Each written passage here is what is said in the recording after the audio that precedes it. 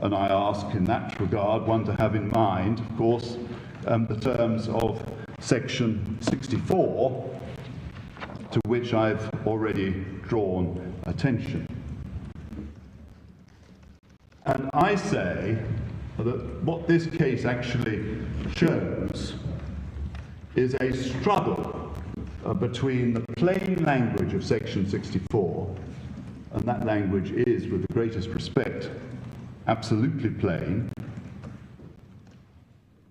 and the proposition that political parties or alliances of parties ought to be able to campaign as they please and make electoral promises in their manifestos as they please.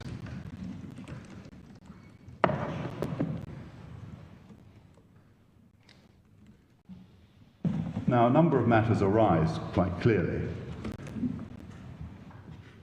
A very clear criticism of the approach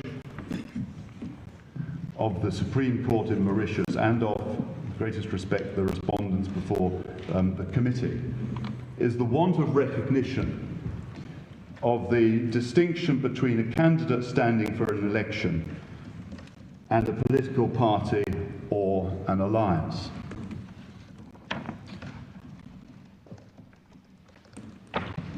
This can readily be appreciated by a number of factors, of which these are three.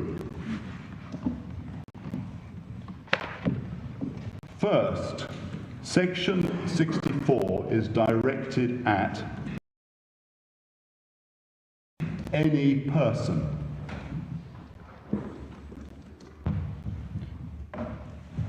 Ordinarily, a political party or an alliance of parties will be an unincorporated association. And in fact, once again, I don't ask the court to go there for this purpose, but simply to note that this is what it provides. The Constitution, at Schedule 1, Paragraph 2, Electronic Bundle 1742, provides for political parties being associations.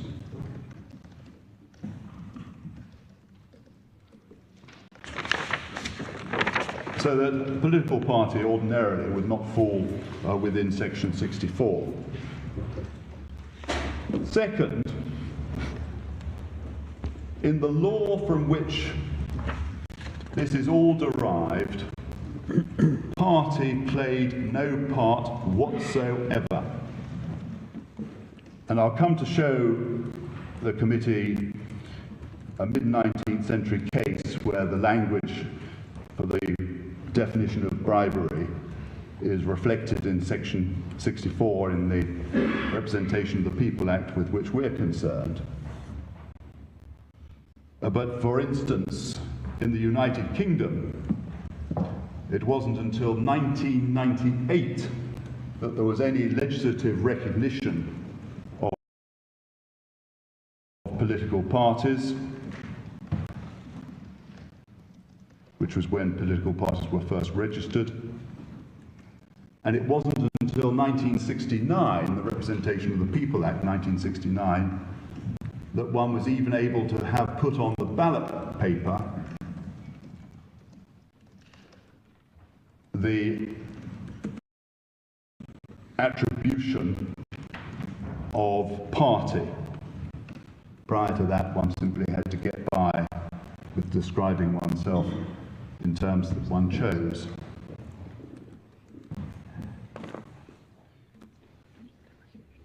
Third, in Mauritius, although political parties were acknowledged before the United Kingdom acknowledged political parties, they are done so for a particular purpose, so that a candidate can indicate which party or alliance he belongs to, or none, and have the name of that party or alliance and its symbol put upon the ballot paper for the benefit of the electors. And that's a consequence of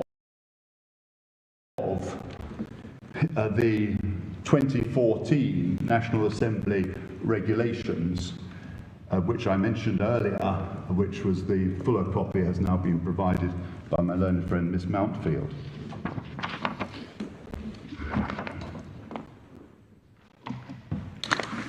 With that in mind, I say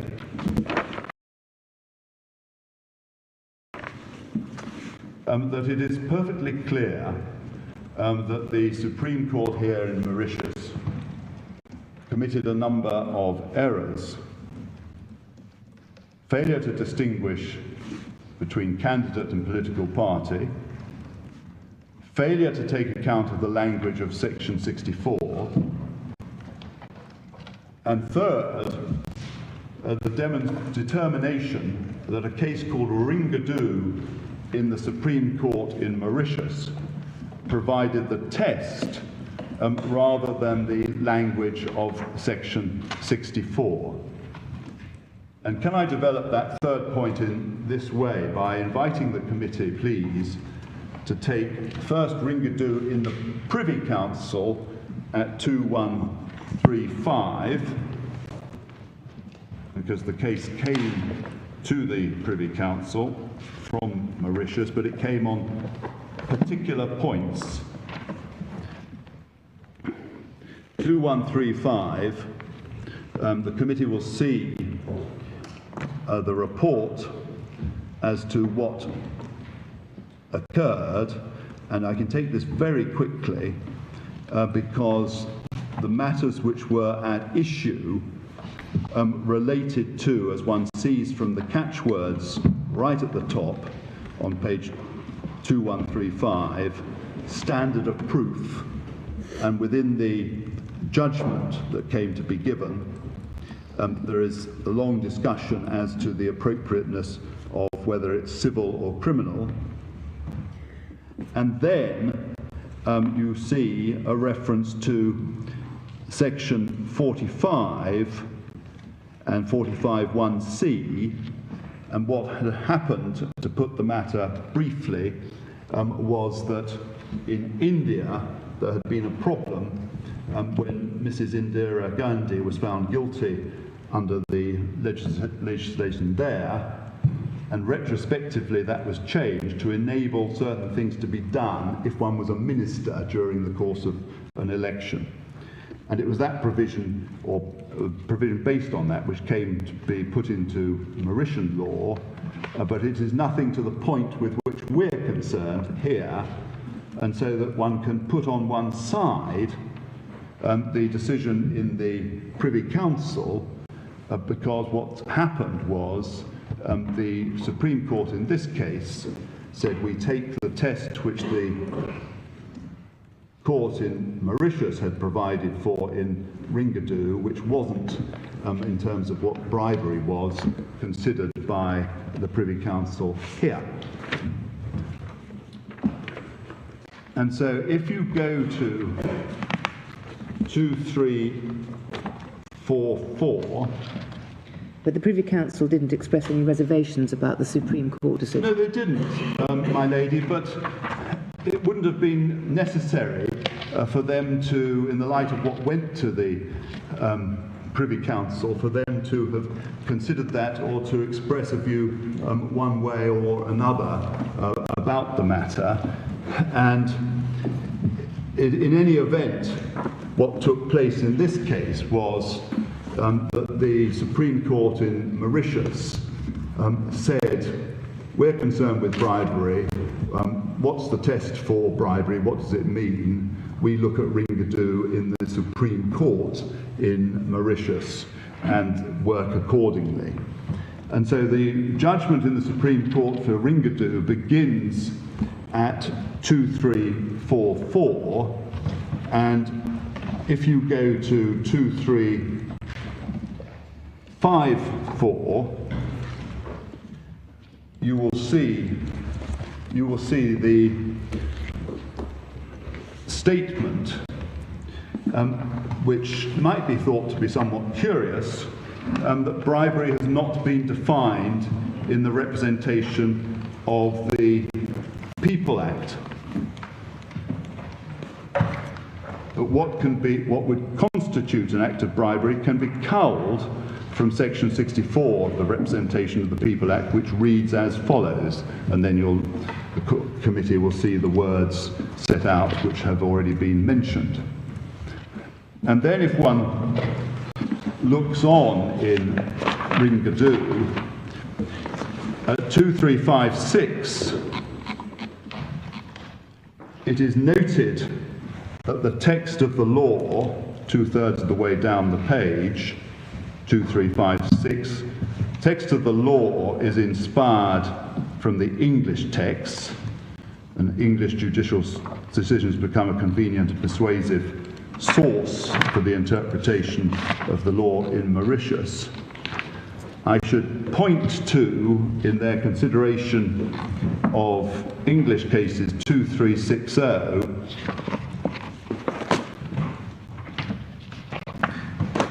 a reference to Mr. Justice Blackburn as he then was talking about the meaning of corruptly.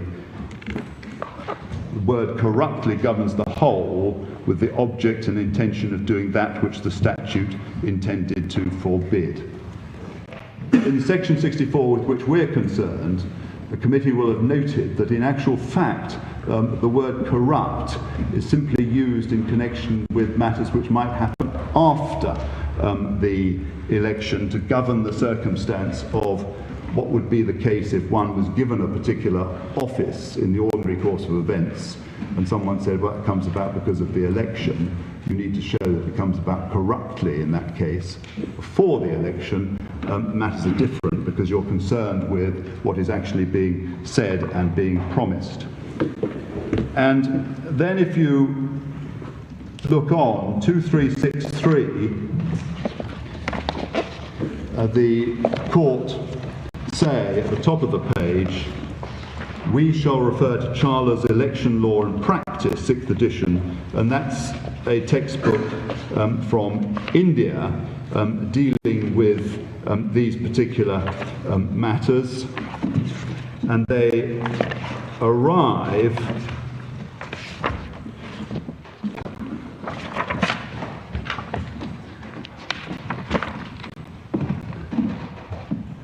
at 2393, top of the page, considering whether such an act may or may not constitute an act of corrupt practice of bribery, and especially when done by a minister a few days before polling, we shall refer to Charler's election law and practice.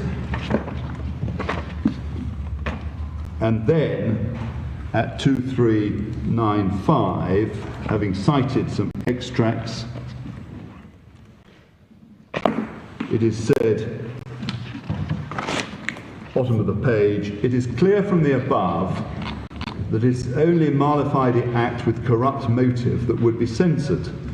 The test may be stated as follows: a candidate does not fall foul of our electoral law against bribery, where he is selling, so to speak, government performance or electoral programme or party manifesto to attract votes.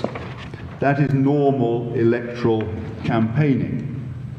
The candidate must convince the voters why they should vote for him or his party.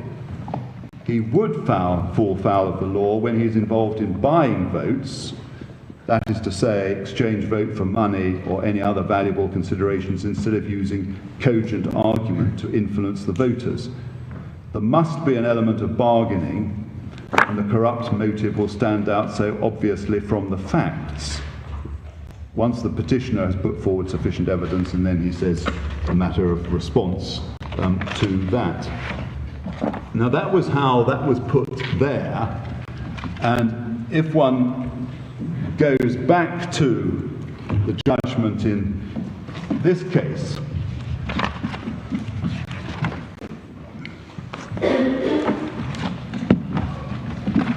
you will see that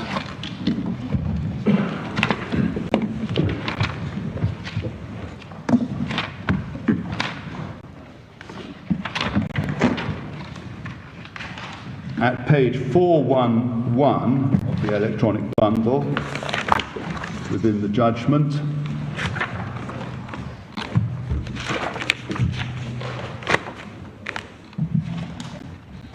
for the purpose of determining the above issue, i.e. bribery, we find it apposite to refer to the following test laid down by the Supreme Court in Ringadoo, which is what I've just been referring the committee to. And then if the committee go over to page 413, the committee will see that there is a recitation of Section 123 from the Indian legislation against line 22. The court note that the wording of Section 123 is different from the equivalent of our own section of the RPA, i.e. Section 64, but we're of the view that the pronouncements made by the Supreme Court of India in Balaji provide useful and relevant guidance.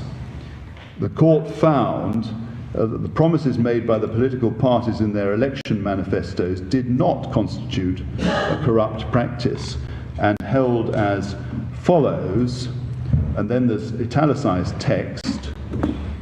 The gist of the appellant's argument is that promises of freebies, such as colour televisions, mixer grinders, laptops, etc., are in form part of an electoral manifesto of a political party, but in substance a bribe or an inducement under Section 123.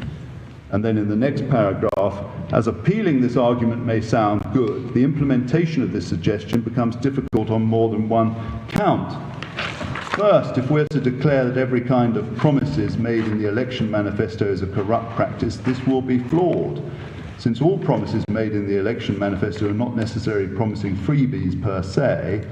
For instance, the election manifesto of a political party promising to develop a particular locality if they come into power. Therefore, it would be misleading to construe that all promises in the election manifesto would amount to corrupt practice. Likewise, it's not within the domain of the court to legislate what kind of promises can or can't be made in the manifesto.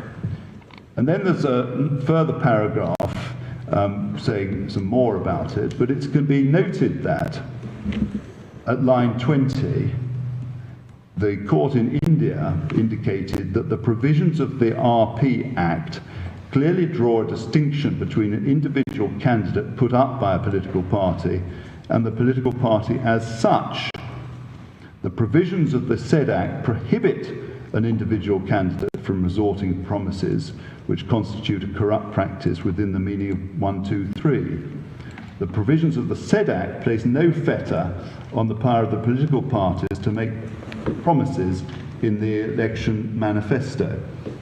So one's got that clear divide, and we have a clear circumstance here where we have whatever one thinks about a political manifesto which might say everybody is entitled to a free colour television. Whatever one might think about that, we have a clear circumstance here of a promise being made for the purpose of getting votes, which promise was outside completely the manifesto, because amongst other things, the manifesto had yet to be published. And I've already indicated that we can take from the judgment that all the ingredients of Section 64 are found to be present. But I say that the approach which they have followed displaces Section 64 and furthermore is inconsistent with the established position as to what the statutory words actually mean. And if I can ask you in that regard to look at the... Just before leaving... I beg your pardon? Sorry, before leaving the quotation at page 414, I think it's about line 15, there's a distinction drawn between the manifesto of a political party and the individual candidate. And it's asserted that it is not a promise of an individual candidate. That's a little bit unusual, isn't it? Well, yes, it because is possible. Candidates usually promise to abide by the political manifesto. Yes, I mean, it is the circumstance that it is perfectly possible for a candidate to say, I associate myself with the manifesto, or I promise that I will endeavour to do everything in the manifesto, or a variation on that. But that does not in any way overcome the difficulty of what happens when a candidate is speaking individually as a candidate and saying, this is what I will endeavour to procure. And furthermore, one can have in mind, we put it in the bundle of authorities. I don't want to take up time in going through it now, but there's a case called the London Borough of Bromley, and it's in the bundle at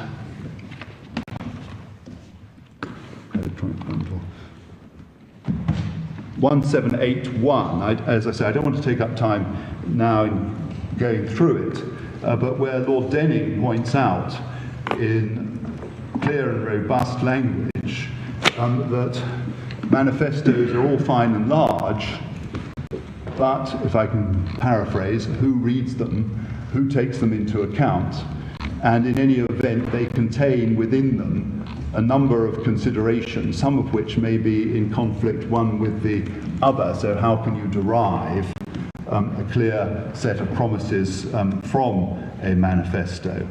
But I say it's rather by the by, the question of manifesto here, because we are so clearly in the circumstance of an individual who happens to be the Prime Minister saying, if I get another mandate, if I have another 5 years, and my 5-year term is coming rapidly to a conclusion, if I get another 5 years, this is what I will seek to do. And then that may happen to appear in the manifesto 3 weeks later, but contrast the circumstance of the person who is listening to that speech on the 1st of October, who goes away with that impressed upon his mind as to what has happened. Do we know that that same person will read the 23rd of October manifesto? And if so, will that person take from it, well, all he was telling me on the 1st of October was what he was going to try and do. Now it's in the political manifesto. I should view somehow what he said differently. The position is one whereby it has been clearly provided for that candidates cannot do certain things. And one of those things they cannot do is make promises of a kind which shows you will get a financial benefit if you vote for me in consequence of what I will try to do. And remember, please, that we have this language in the Act of endeavour to procure, where we are looking at a circumstance where, by definition, someone is standing up and saying, if it comes to pass that I get into office, this is what I'm going to try and do. I'm going to try and help you out in this particular way. And the same holds true for offices and matters of that sort, where you get some particular office of profit under the state. And so the whole matter is wrapped up in what you are trying to do, and that is then impacting upon the voter, who isn't choosing between the candidates on a basis of character of the candidates or past record per se of the candidates, but is simply distracted by what the law has said you mustn't allow them to be distracted by. And as I say, that has been clear since the middle of the 19th century, because if you go in the electronic file to 2445.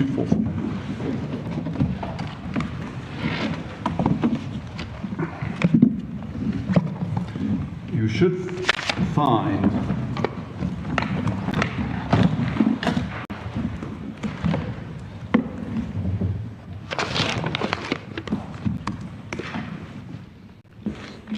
Simpson. That's right, Simpson and Yend. And I can't help but observe that at foot of page 2445, it said the facts of the case are given at length in the judgment. The judgment runs to about 3 pages. And so one has the benefit of knowing that the Victorians, to give them credit, knew how to deal with these matters. But what this was a municipal election, and because the system of petitions for municipal elections wasn't then in place, what one could do if one was concerned about bribery is go along to the court and say, so-and-so was guilty of bribery and should pay me a sum of money, namely £2. And if that's what happened here, and it was a promise that if someone turned up, he would be paid.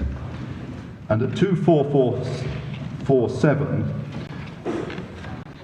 you will see the statute which is referred to, which is the Corrupt Practices Act, and it's 1718 Victoria, chapter 102, makes it bribery.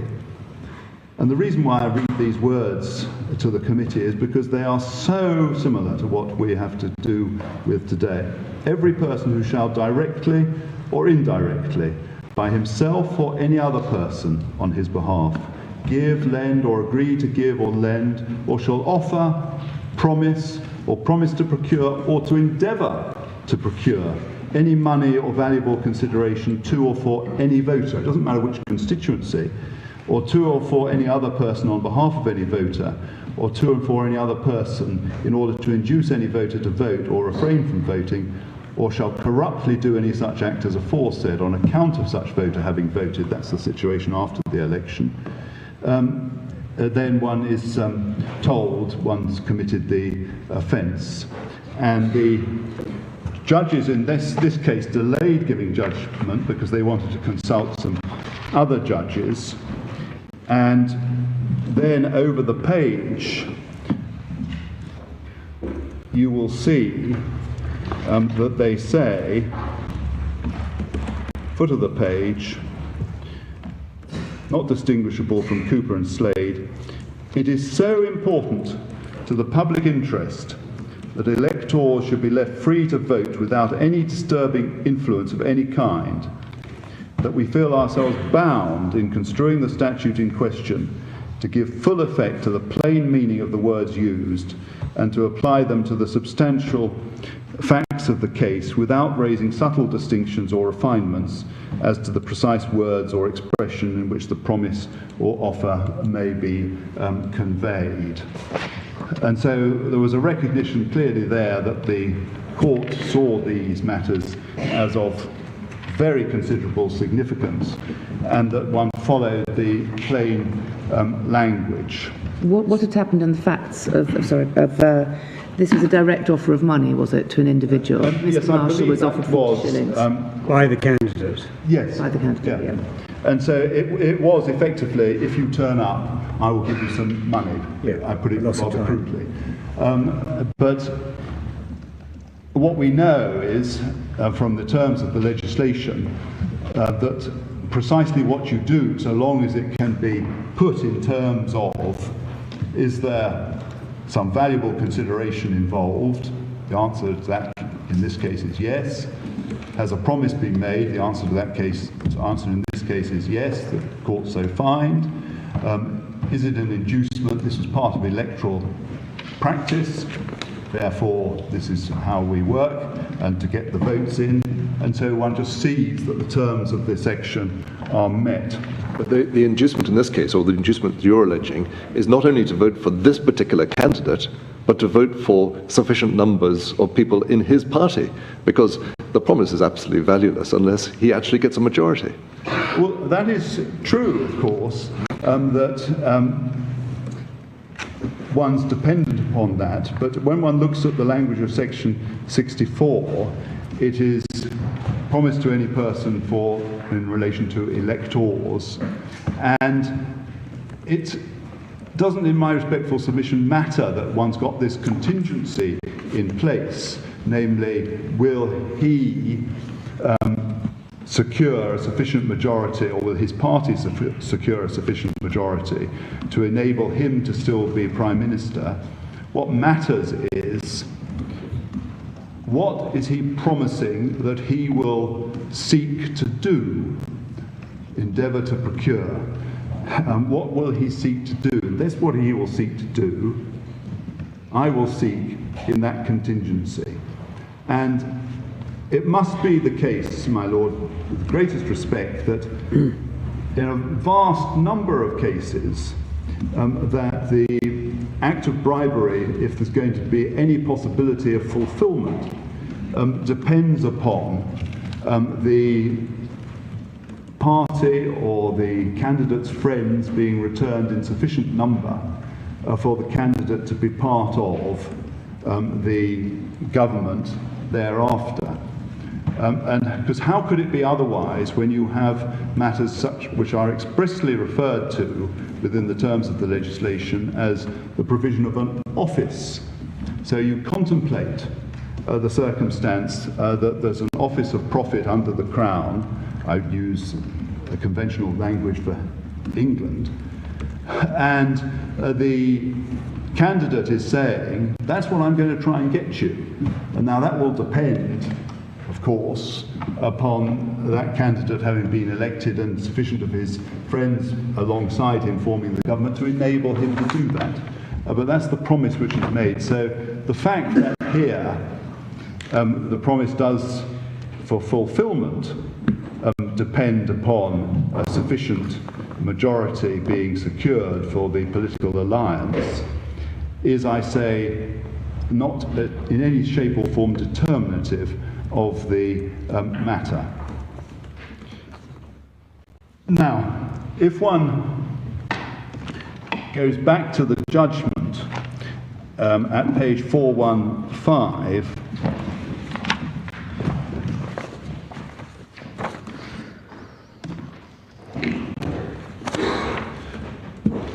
we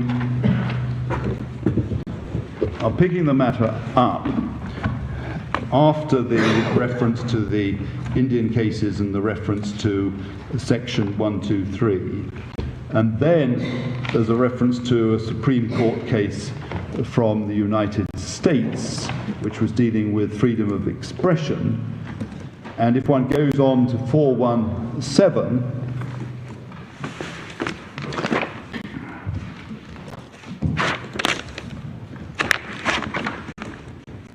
there's agreement that the announcement of an increase has financial implications. We don't agree the fact that a proposal, promise or measure to the electorate has financial implications, and then goes on. And then at 418, as we've seen, it's the reference to the government.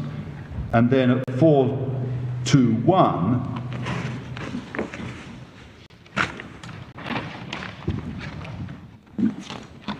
at the foot of the page, the last paragraph, by contrast, in the present case, the announcement of an increase in BRP was made openly in public to a crowd from all corners of Mauritius.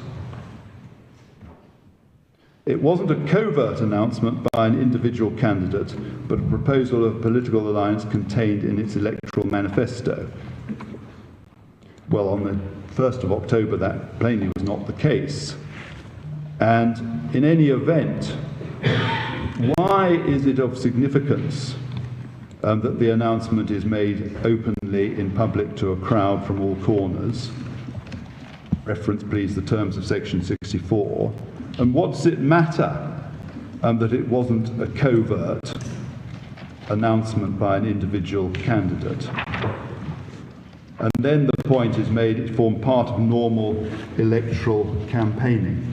And so we can see that quite clearly the question of inducement was there.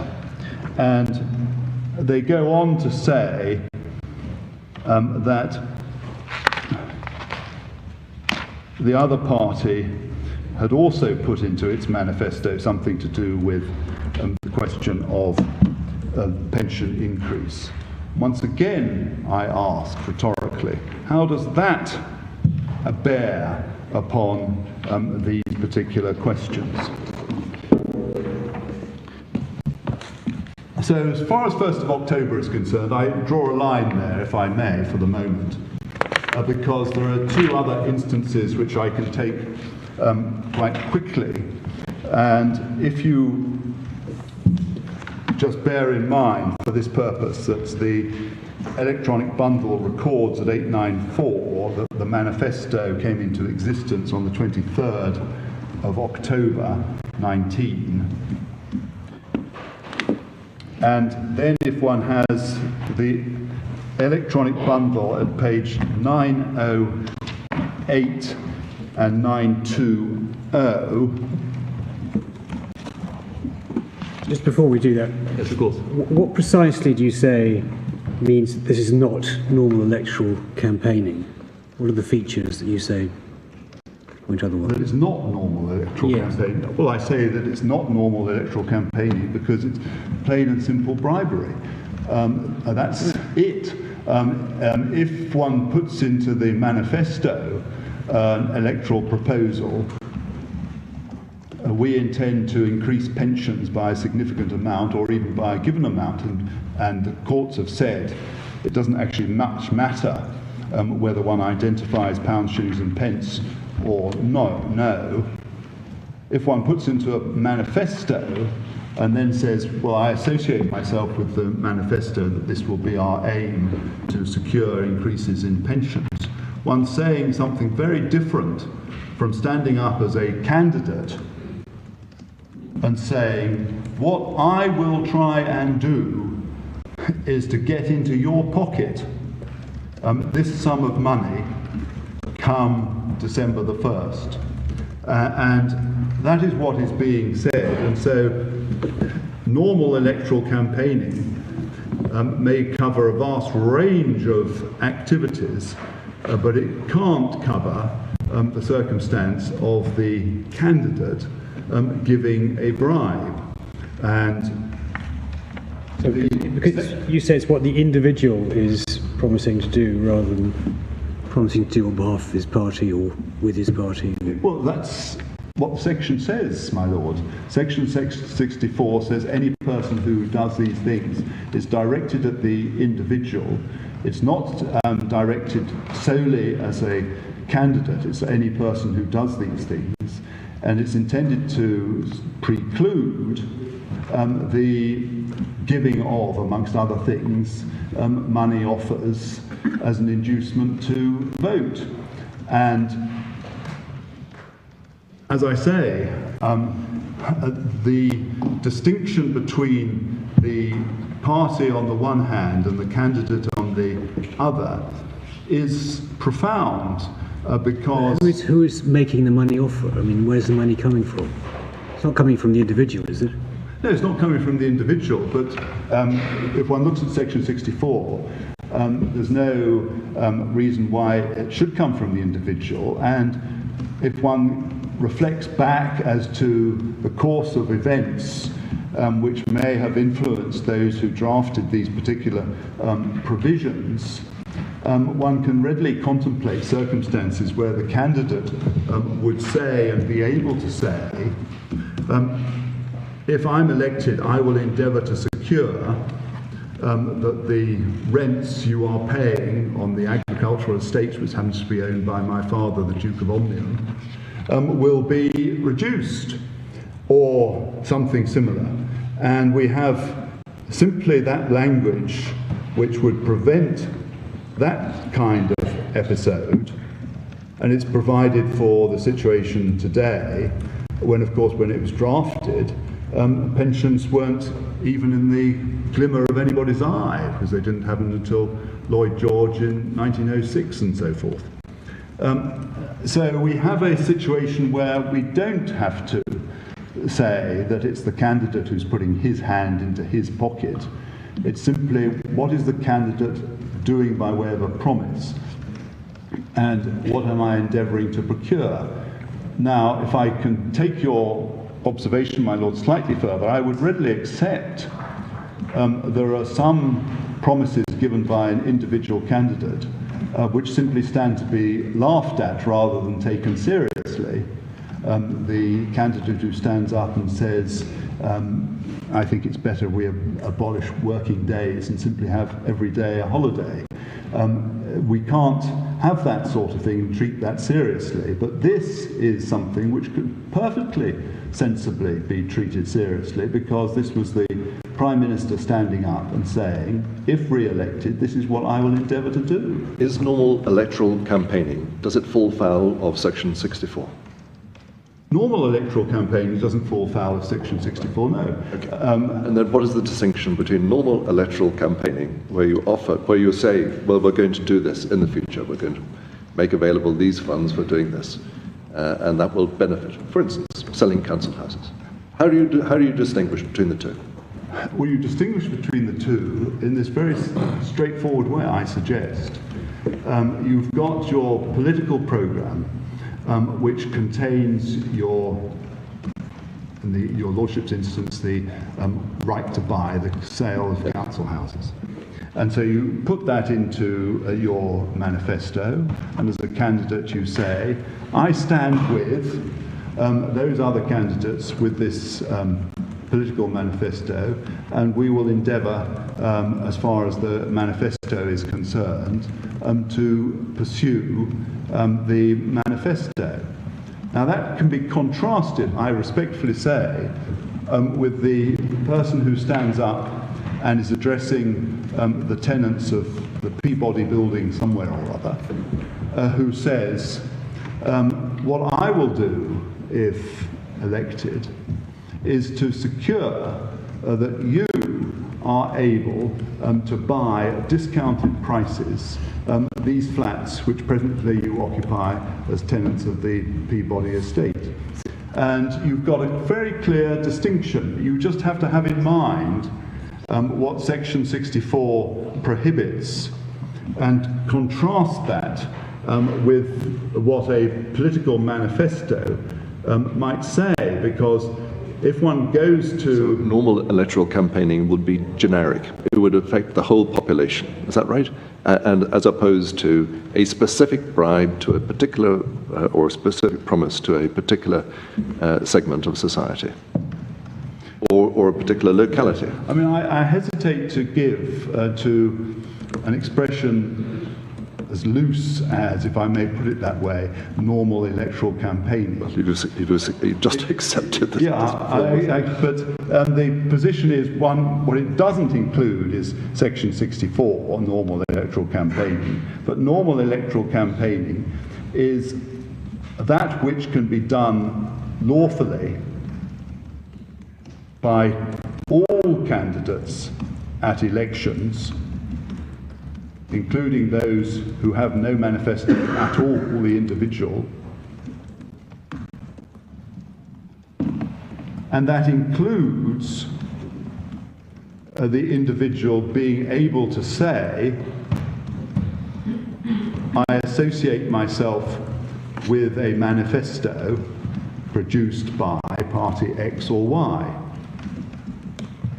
But what the candidate can't do is to say,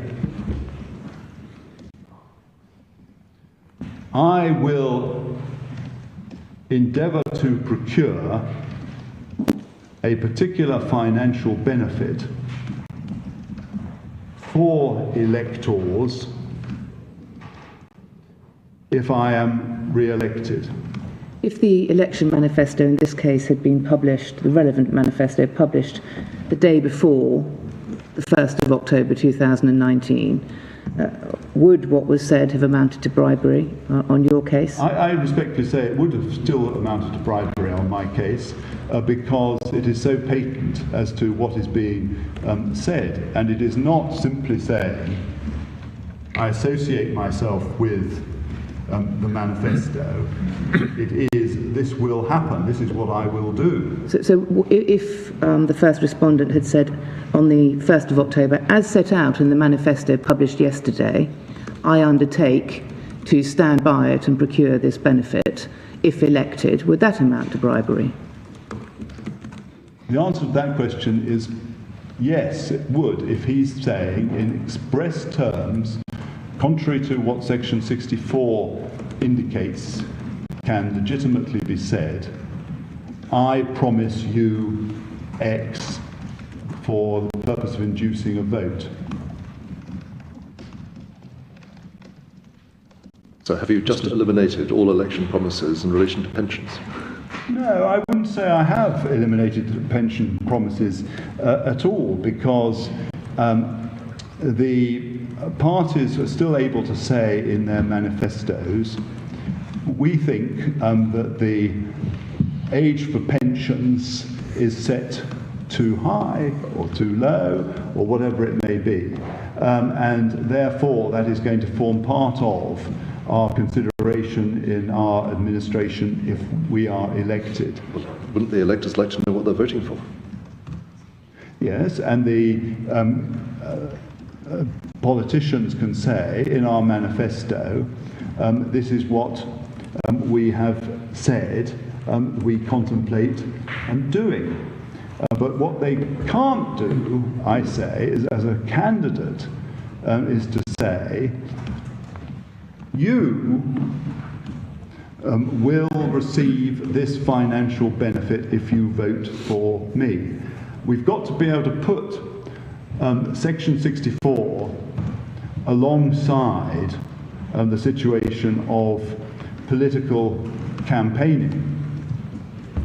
And in order to do that, one must recognise this distinction between the candidate and the party, and one must also recognise that Section 64 is in clear terms as to what can and can't be done. Mr. Straker, in the example you gave a moment ago in relation to the Peabody flat, the promise of the benefit was specific to the recipient. Is it relevant to the way in which you put your case that if, in the present case, the individual had been elected and the party had become the party of government, the benefit would have been conferred on everybody within a very large class who qualified, all pensioners?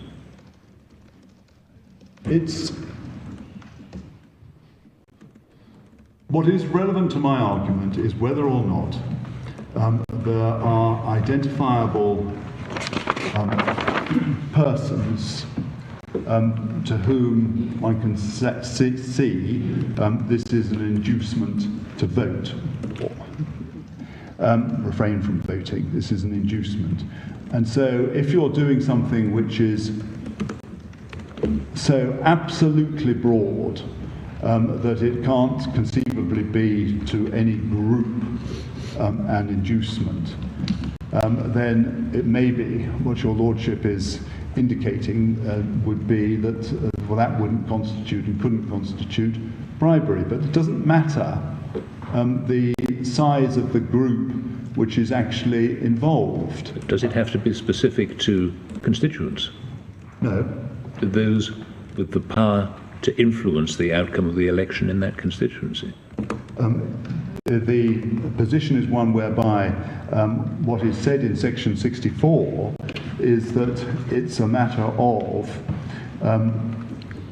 making a statement, making a promise, which is made, which can have the effect as far as electors are concerned. So that is the position. You have Section 64, of course, set out in the judgment. And for the purpose of answering my lord, it is maybe as well for me to go back to that, because at page 407 in the judgment is set out in the electronic file the terms of the section.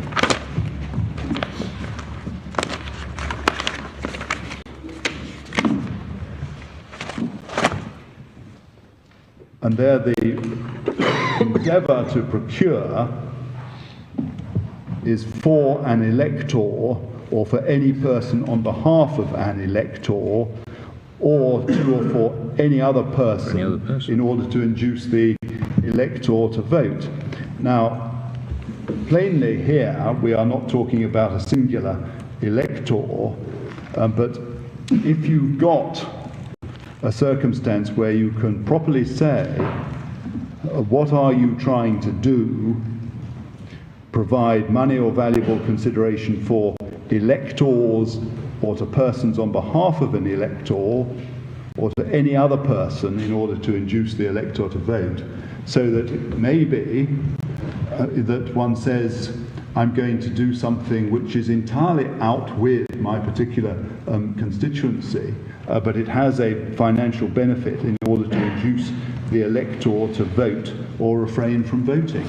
And furthermore, there's no requirement there, in fact, that the elector in mind is as an elector in the individual's constituency. What have the second and third respondents done? They attended a meeting at which a speech was made. What else? Well, they, I say, effectively ride on the coattails of respondent one. How? Because they stand by him and campaign, and I have a reference, if your lordship will forgive me, as to it being recorded that they were participating in the exercise. As far as the 1st of October 2019 is concerned, had they done anything at that event? Beyond being present? Yes. No. And does being present suffice? Simply being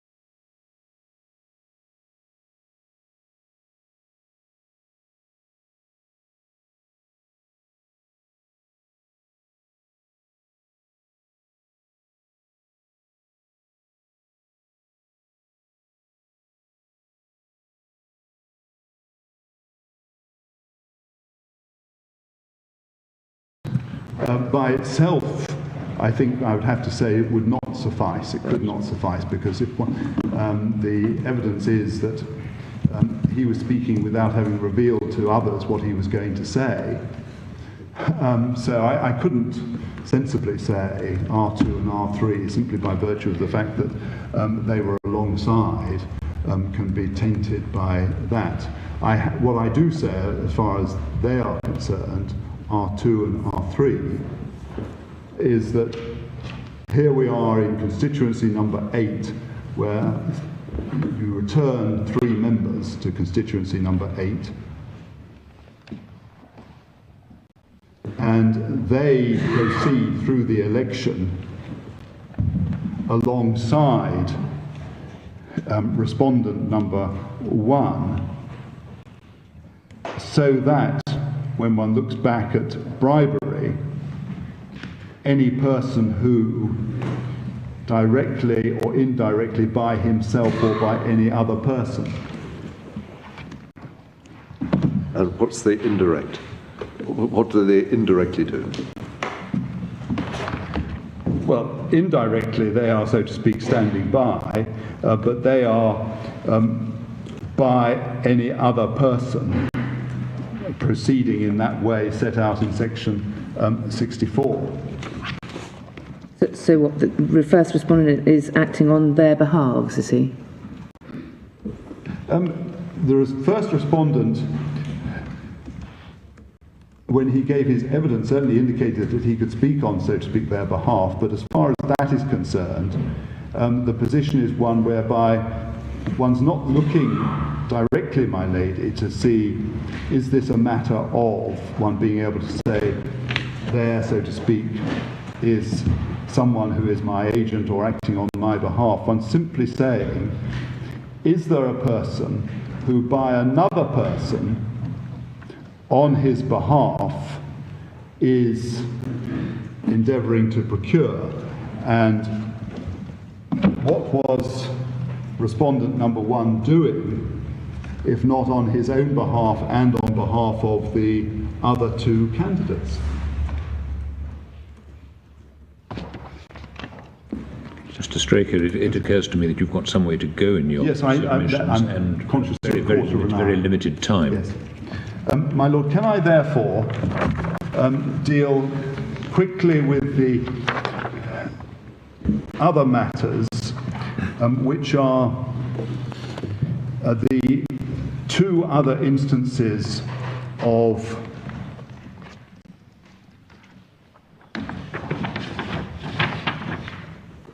bribery, and I can probably best do this, I suspect, from the judgment.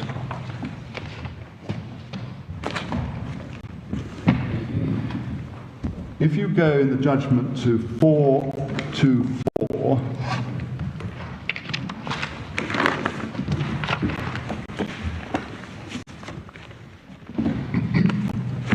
you will see that it's recorded there that the respondent number one announced at a public meeting on 15 October 2019, so that's still before the publication of the manifesto, that there was going to be a payment of a one-off performance bonus to police officers, firemen and prison officers. And then in terms of the other circumstance, if you look up the page on 424, the PRB report would be accelerated. Respondent number one announced that the PRB report would be implemented as from January 2020 itself. And so if one just pauses to contemplate the circumstance, what was happening was that the respondent number one was stating, both in respect of the PRB report on the 23rd of October and in respect of the bonus on the 15th of October, that these matters would occur. And so that we have, if we then look on, the circumstance at page 430,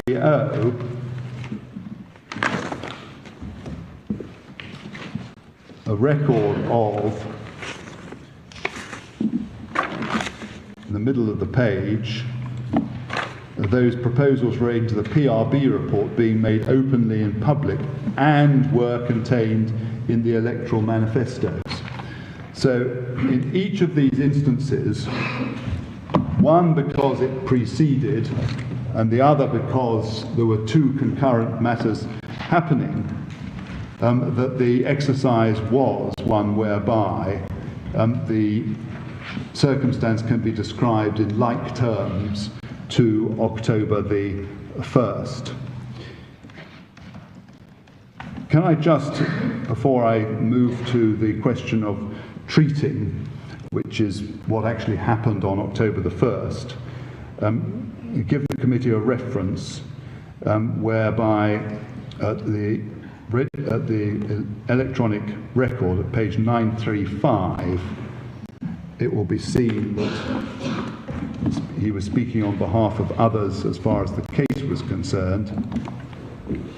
At page 626, R2 and R3 are recorded as present, I believe, and at 474, 475, they both being ministers. R3 is recorded as the Minister of Technology.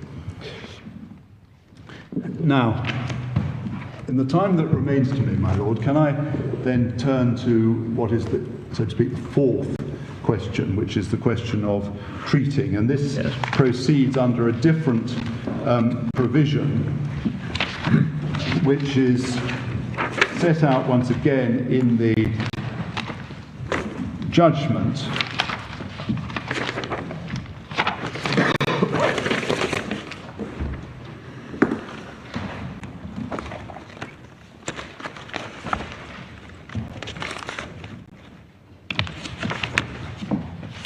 At 441.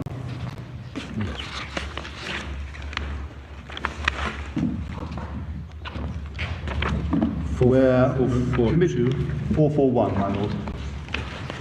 Yes. At line 20, section 64. Yes. Subsection 2, any person who corruptly, by himself or by any other person,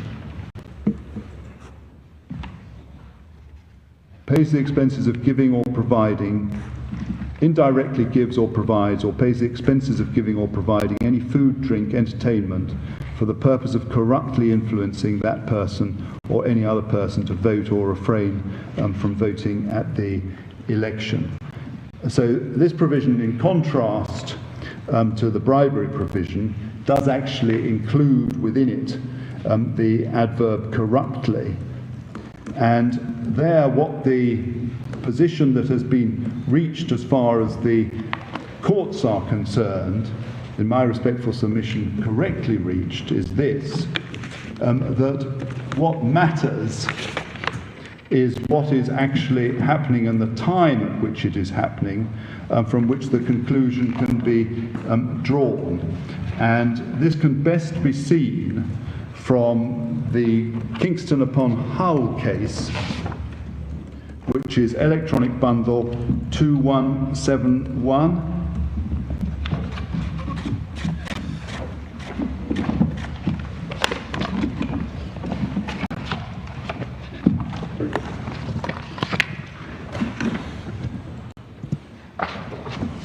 Now, the committee will see that this is a case which happened following the second election in 1910,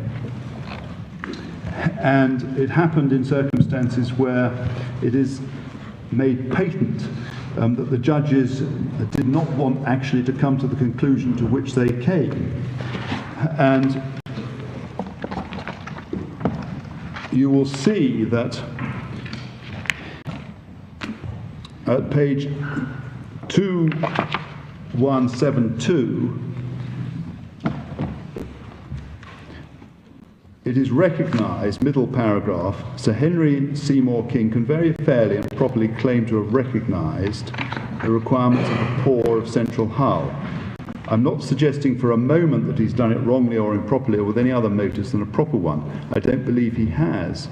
I think that when he told us that he never had given anything to a voter in Hull with the intention of getting his vote, he told us nothing but the truth. I think that was a true statement. I accept all that. And I think, without going into the question which Mr. Foote has raised as the particular amount of poverty or distress, that we should not have found anything in that which had been done by him which would have an improper complexion upon it, had it not been for what took place recently and at the time of the last election. Had there been no prospect of an election, what has been done by Sir Henry Seymour King was no more than was done at Plymouth, no more than was done in other cases, which you presently quote at length. But an election was in prospect, and it is in that way that this matter has arisen. And then, if you look at the following page, page 2173, in the middle of the text, having referred to submissions made by Mr. Dickens, it seems to me the true answer is what I'm about to say. You assume for a moment that a man forms a design which at the time is unobjectionable because no election is in prospect, and this was to be a celebration of his 25 years as a member. Yet if circumstances alter and an election becomes imminent, he will go on with that design at his risk, and if he does so, he will be liable to be found guilty of corrupt practices. That is to say that he has done a thing which must produce an effect on the election, contrary to the intention of the Act of Parliament. And then he goes through certain matters which I can take as read, but we get to page 2187,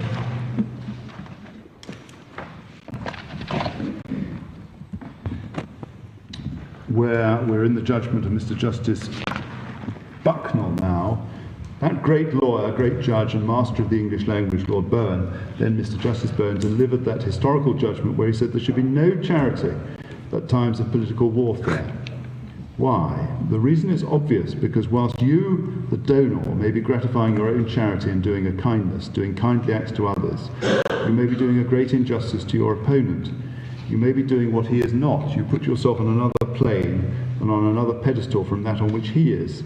And it's unjust to him to give while he is not giving, even although you may have a motive of kindness and generosity, or a desire to celebrate your own 25th year of political life. In the division to which you and he are engaged, you the respondent sitting member and he the man who desires to get your place. Mr. Foote put it well, it wasn't fair to Dr. Ask. And the court here in fact recorded how the question of corruptly is indicating that one's avoiding that which Parliament has provided should not occur. And in this circumstance, what happened was chronology the committee has, and the detail of that event the committee has, a large number of people attending, an election imminent, in circumstances where the defence given is, well, I may have been the Prime Minister, but I was simply a guest at this exercise. And the position is one whereby, so to speak, I couldn't stop it if I wanted to. The position is twofold. One, that of course, attendance was not compulsory, and in any event, it is not sensible to assume, in my respectful submission, that the Prime Minister, who held a variety of other offices at the time, was not in a position to say to the Ministry of Social Security, I think it was, who organised the event, look, Parliament is about to be dissolved. I know that because it's in my gift, October 1, October 6. In any event, Parliament's only got a 5-year life, and the last Parliament started more or less 5 years ago. We better not do this. I take the risk. And that risk has come back, I say, in circumstances now, to bite the respondent. My Lords, I've taken that at some degree of pace, but those are the submissions that I want to make on those 4 topics which I've left in for the committee to consider. So I'm much obliged to the committee. Thank you, Mr. Straker. I don't think there are any questions for you at this stage. Thank you. Mr. Vassell-Adams. My Lady, my Lords, our case on this appeal is that the Supreme Court was right to dismiss this election petition for the reasons that it gave in its thorough and well-reasoned judgment. And the appellant has not identified any genuine legal error in the Supreme Court's approach. The appellant's central contention on this appeal is, with the greatest respect, obviously misconceived. In a nutshell, this case is concerned with electoral laws prohibiting genuinely corrupt practices, such as bribery and treating, which the appellant seeks to extend to encompass statements made by an election candidate promoting his party's policies during an election campaign. The appellant seeks to treat such statements as bribery simply because those policies would confer a financial benefit on a certain class of voters if the party were elected to government. But this is true for many of the bread and butter issues of politics, from pension rates and public sector pay, as in this case, to income tax cuts or benefit rises. To extend the law of bribery in the manner contended for by the appellant would make ordinary election campaigning impossible. The appellant's interpretation of Section 64 of the Representation of the People Act encounters, we say, three fundamental difficulties as a matter of law. First, it fails as a matter of statutory interpretation because it fails to give effect to the ordinary and natural meaning of the relevant words. Secondly, it would infringe the respondent's constitutional right to freedom of expression. And thirdly, it would undermine the constitutional principle of free and fair elections. I will develop these points in my submissions. By reference to the factual background to the judgment, now that two of the original grounds of appeal have been abandoned en route, this appeal, so far as it concerns bribery, now comes down to three allegations, all of which relate to statements made as part of election campaigning in the run-up to the 2019 National Assembly election. And the three policies were all part of Alliance Mauricienne's 15 key measures in its election manifesto. And I will just give your lordships the reference. It's hearing bundle, page, electronic bundle 1448. I won't take your lordships to it. The judgment provides some very helpful factual context for each of these proposals. Firstly, in relation to the basic retirement pension, we can just briefly pick up the judgment, please, at page 415. And if we go to the bottom of the page, please, it's the paragraph starting in this respect. And it points out that the increase in the BRP was one of the 15 key measures in the electoral manifesto. And it reiterated a public announcement that the BRP would be increased to rupees 9,000 from December 2019 and to 15,500 in the next mandate. And that's a reference to the announcement that was made on the 1st of October.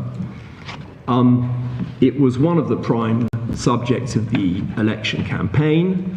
And the court noted that the Alliance Nationale, to which the appellant belonged, also had a manifesto proposal to increase the BRP, in its case to rupees 10,000 from December 2019. Turning to the second paragraph on page 416, please. They explain the importance of the policy in the context of the political campaign, namely that this was a proposal to increase the BRP was a continuation of a prior policy adopted in 2014 by the incoming government of which the respondents were part, which had already increased the BRP up to 5,000 rupees. And that indeed on numerous occasions before the 1st of October 2019, the first respondent had stated his wish to increase the BRP to the minimum wage level, which was 9,000 rupees at the time. So that's the factual context for the proposal in relation to the basic retirement pension. Now, staying with the judgment, please, if we could look at the Pay Research Bureau report. If we go, please, to page 426.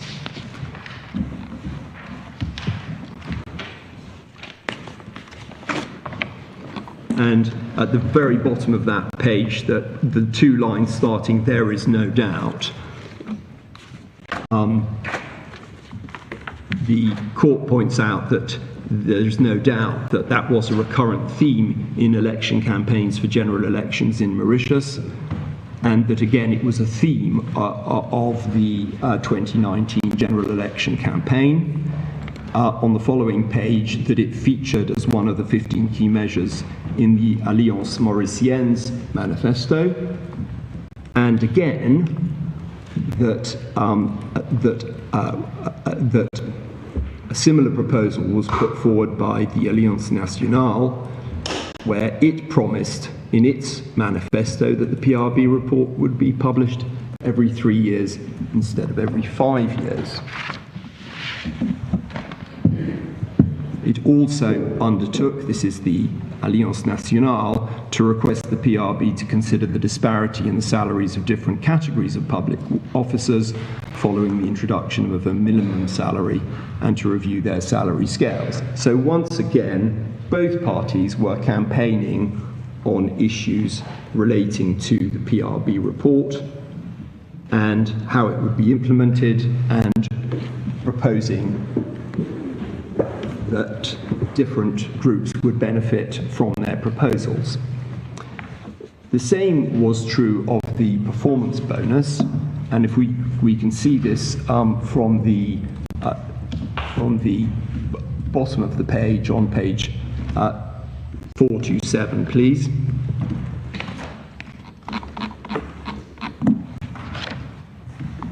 Sorry, it's at the bottom of the page, on page, yes it is, on 427.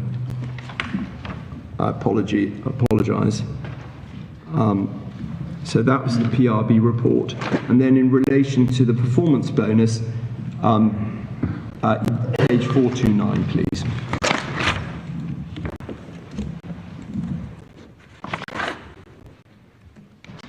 And we can see on page 49, on the third paragraph on that page, there was a performance bonus. The Alliance Nationale was proposing a performance bonus for police officers, firemen and prison officers, that indeed that had been a recommendation of a PRB report in 2016.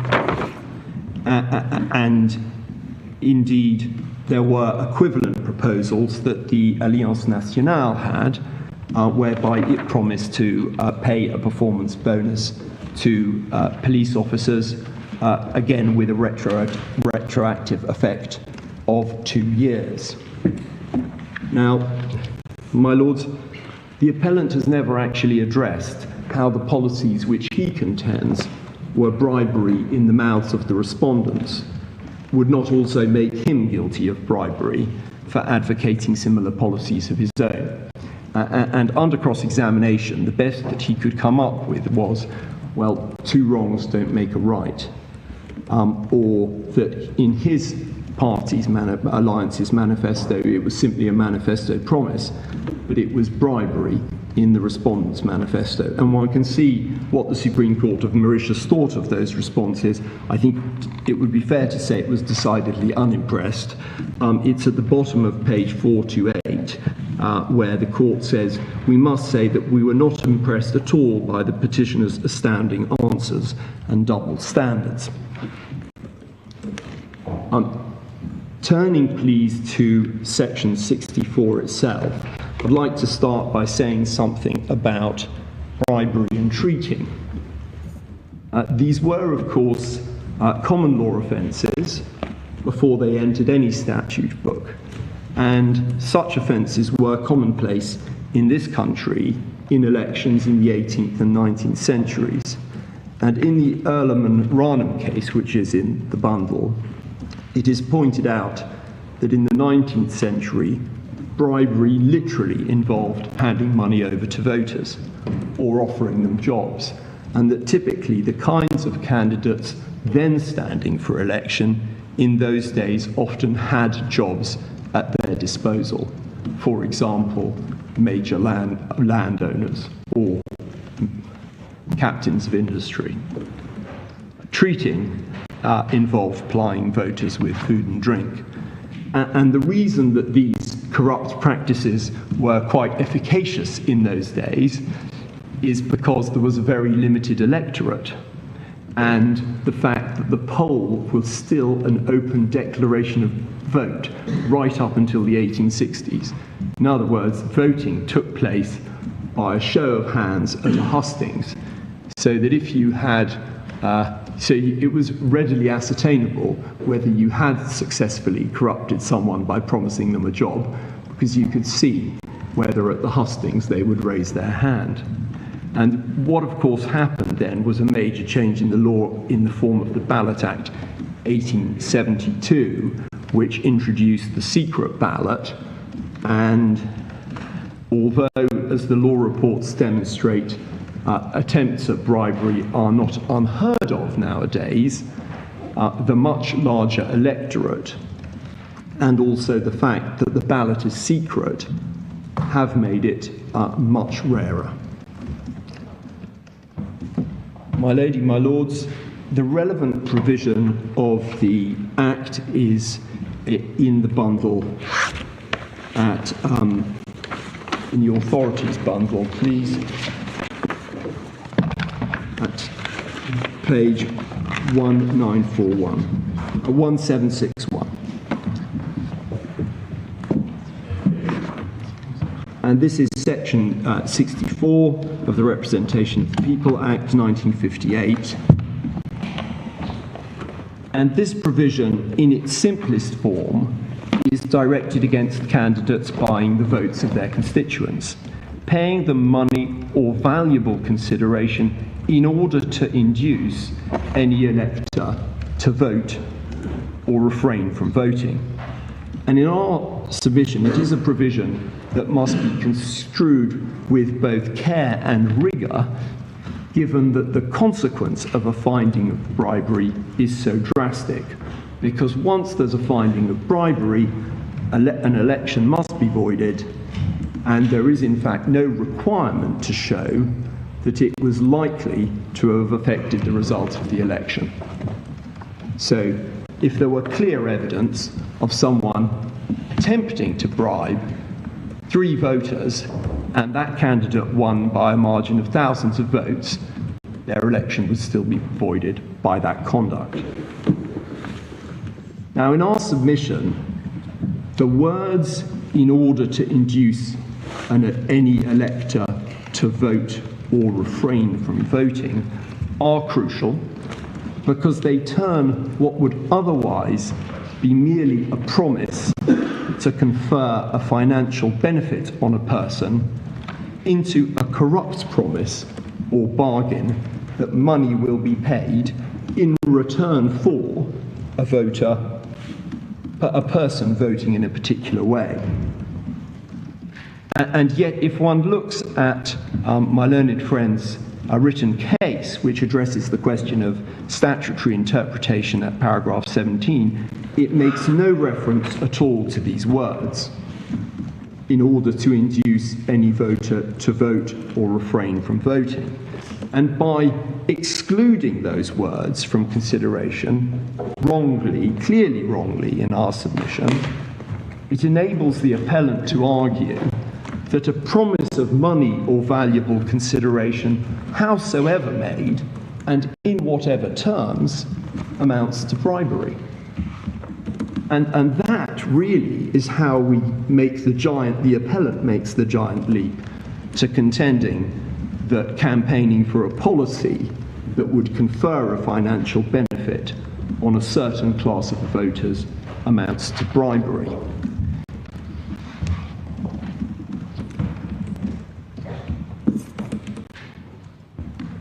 Now, of course, a crucial distinguishing feature between true bribery and election campaigning is that in the case of the former, the candidate's corrupt promise is made in anticipation of receiving votes in return in his constituency. That is the essence of it. You make the promise of money to voters in your constituency, and they vote for you in return. But with a campaigning promise, this causal element is missing. When the respondents promised to increase the level of the basic rate of pension, if elected, that financial benefit would accrue to every retired person in Mauritius, not just the constituents of constituency number 8, and indeed whether or not they voted for the Alliance Mauricienne or not.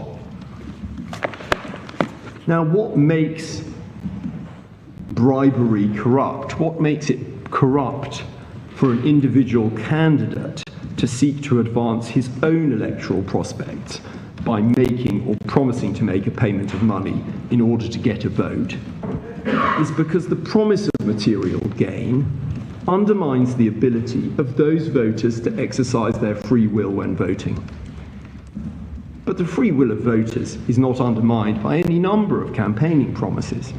Indeed, the whole purpose of an election campaign is to enable voters to choose between the rival policies of the competing parties. So in our submission, the kind of open election campaigning with which this case is concerned is simply not caught by Section 64 at all, and applying the ordinary and natural meaning of the relevant words, it simply isn't bribery within the terms of that section.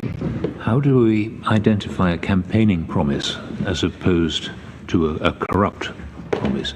Is it the breadth of application of the promise, or the way in which it's made? I will come to the criteria which we say the Supreme Court of Mauritius correctly applied in that regard, and the factors that it had regard to in a moment, if I may. Thank you. I think they'll come more helpfully at the relevant stage of my submissions, if I may.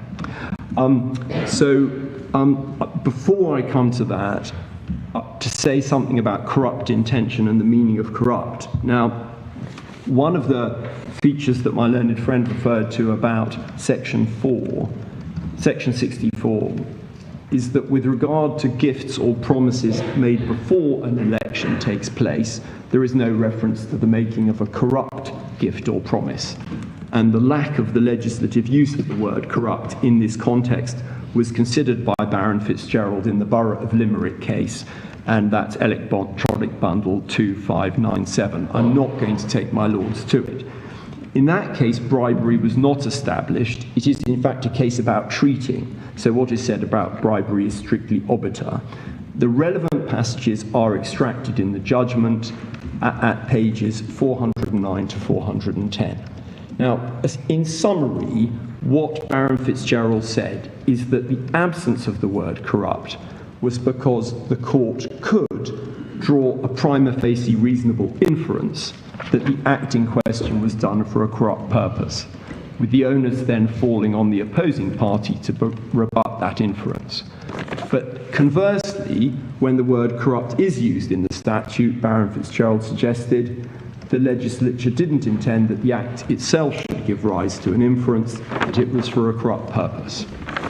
But the key point to note is, in both instances, a corrupt intention is required. Whether you get there by way of the drawing of a reasonable inference from the facts, or whether the statute expressly says corrupt, in both cases a corrupt intention is required. And of course, both bribery and corruption are defined as corrupt practices in the relevant UK legislation, the UK equivalent to the legislation that we're considering here. Now, precisely what is meant by corrupt is never very satisfactorily explained in the authorities. In a number of cases, and one was referred to by my learned friend this morning, it said that corrupt means doing what the statute prohibits. But that does tend to rather beg the question. The Britannica Dictionary refers to corrupt as meaning doing things that are dishonest or illegal in order to make money or to keep or gain power. And that, in our submission, comes close to what the legislature had in mind in this context. Ultimately, however, whether a given act or a given promise is corrupt is a question for the court trying the election petition to be decided in the light of all the facts. And therefore, whether a reasonable inference can be drawn that a given act or promise is corrupt is going to depend on all of the factual circumstances. Now, as we've heard, my lords, some of the 19th century cases literally handing out money to voters on their way into polling booths.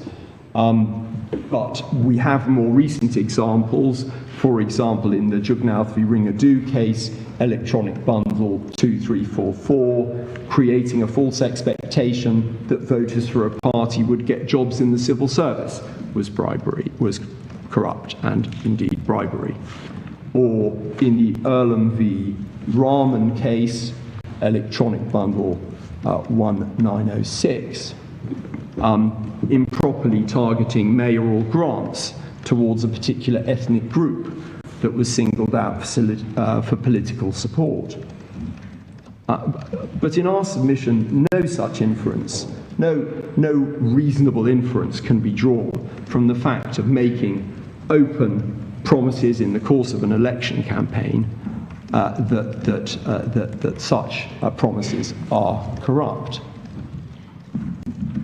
My lords, this isn't the first time that the Supreme Court of Mauritius has had to consider Section 64 in the context of promises made in the course of an election. And we were already taken to the key passage from the Ringadoo case, which appears in the judgment at page 411. And that was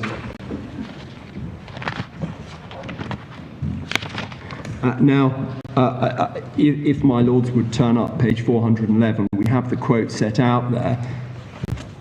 And what the Supreme Court of Mauritius is saying there is, you know it when you see it. You know the difference between bribery and normal election campaigning when you see it. It isn't purporting there, as my learned friend suggested, to offer up some kind of definition of bribery. But that's not what it's doing.